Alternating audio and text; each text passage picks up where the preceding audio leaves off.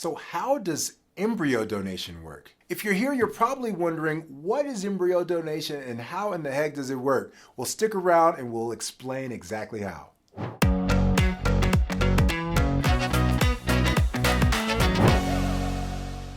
So how does embryo donation work?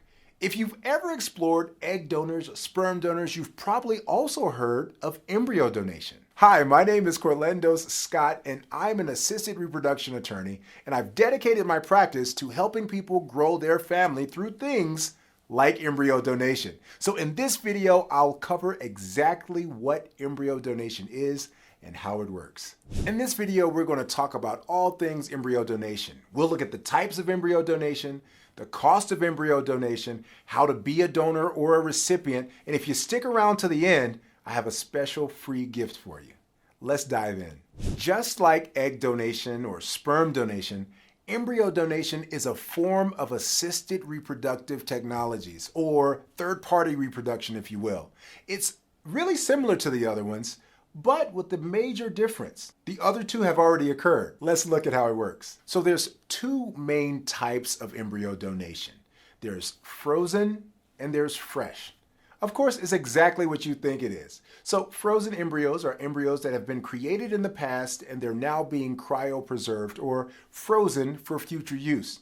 Fresh embryos are embryos that have just been created for the purpose of transferring into the uterus of either the intended mother or hopeful mother or a gestational carrier or surrogate who's carrying the baby on behalf of another parent or parents. So there's typically two ways of going about it, or two sources for the donation.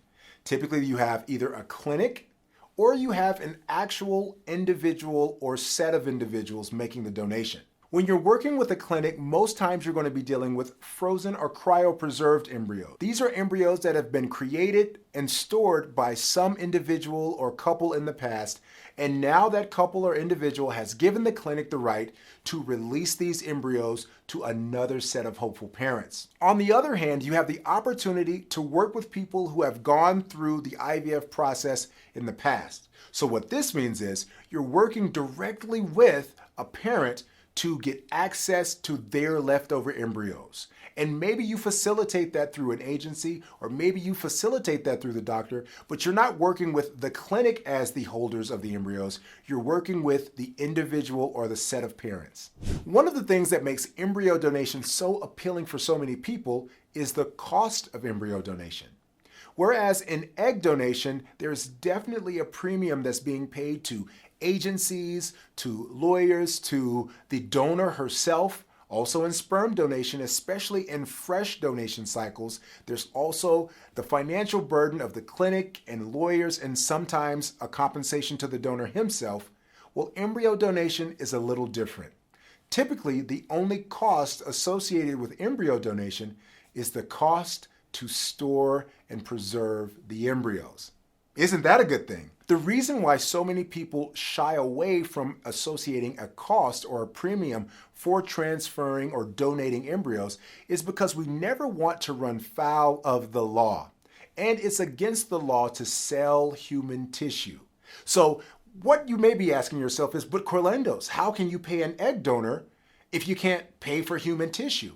When you're working with a donor, and let's take an egg donor for instance, because egg donors definitely require more in way of compensation than sperm donors.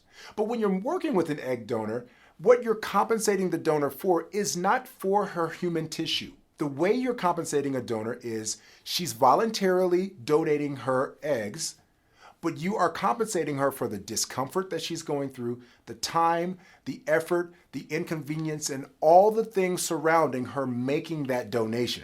So I know it sounds like a bit of a nuance, but that's the difference. With embryo donation, there's nothing that the parents or the donors are doing. The embryos are already created, they're sitting in a lab on ice, or they just created fresh ones and used all the ones they wanted.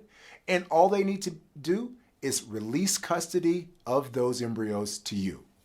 So you may be wondering, well, Corlandos, which is better, a frozen embryo donation or a fresh embryo donation? And honestly, I think you're going to probably hear different answers depending on the doctor that you speak with. However, one thing is certain, The medicine and science has improved so much that we're not losing embryos in the thawing process the way that we once did. With new flash freezing technology, it's a lot easier and safer to freeze and thaw embryos than it once was in the past. So I wouldn't shy away from taking advantage of a frozen embryo donation simply because you think a fresh embryo donation has a better chance of success. Again, speak with your medical provider, but I always would keep that in the option category for your assisted reproduction process. Before I talk about how to become a donor and how to find a donor, make sure that if you got something out of this or you know someone who could get something out of this, share it. Go ahead, click the button and share it with a friend. Heck, share it with an enemy. Just share it. So now we know a little bit more about how the embryo donation process works. Let's talk about how to become an embryo donor. Well, the process to becoming an embryo donor is fairly easy and straightforward. Do you have embryos? Okay, you can become an embryo donor most likely. There is no major screening process for embryo donors the way there are for egg donors and sperm donors. Why is that?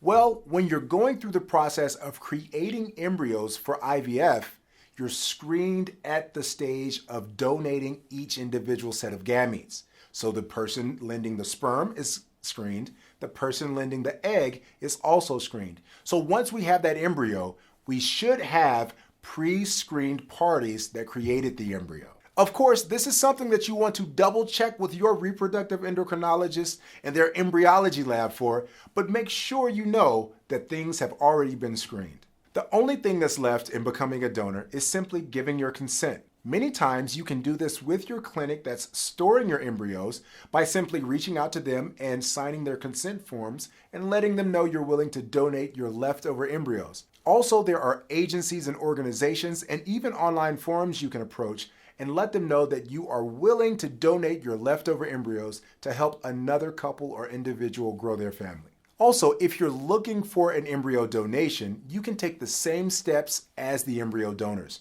You can check with fertility clinics in your area, and you can also go online because there are several organizations that you can find online that facilitate the embryo donation, and we'll talk about embryo adoption process. But just know that if you're looking for embryos, there are options. And just so you know, I'm not going to talk about embryo adoption in this video, but I will be talking about it in a coming video. So be sure to subscribe so you know when that video comes out. And if you're learning about the embryo adoption process, you may also be wondering about other parts of assisted reproduction, like surrogacy. Well, if that's you, you're in luck because I have something free for you. I have something called the Surrogacy Roadmap. It's a tool that I created that walks you through the entire surrogacy process from beginning to end, and I tell you exactly what to expect: first, second, third, even 15th, and ultimately last. So make sure you click the link below and get the free Surrogacy Roadmap. I'll see you there.